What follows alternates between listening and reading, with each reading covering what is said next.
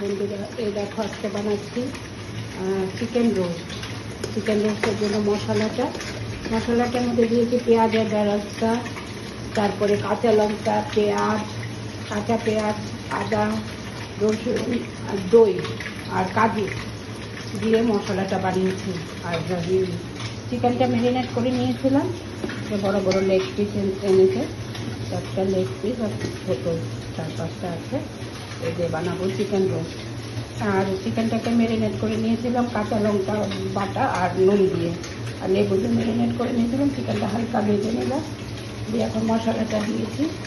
আর একটু বেরেস্তা আছে, ওটা পরে উপর থেকে দিয়ে দেবো। ওটাও তোমাদেরকে একবার দেখাবো। এটা দেখো একবার কেমন হয়েছে। মশলাটা এইভাবে করেছি। আমি জানি না রোস্টটা কী দিতে হয়, আমি তো এই দিলাম, গরম মশলা দিয়েছিলাম, খাড়া গরম মশলা দিয়েছিলাম।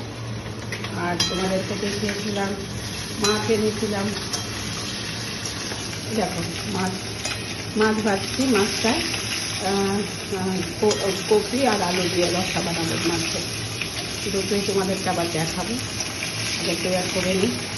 এই হচ্ছে রোস্টের মশলাটা আর কিছু দিতে হয় কিনা তোমরা আমাকে একবার বলো। দিয়ে মশলাটা কষিয়ে নিই, তারপর চিকেনটা দিয়ে হালকা ডেকে দেবো, উপর থেকে একটু বেরেস্তা দেবে। আমি জানি না রোস্ট কীভাবে করে, যদি তোমাদের কাছে অন্যরকম কোনো রেসিপি থাকে আমাকে একটু জানিও।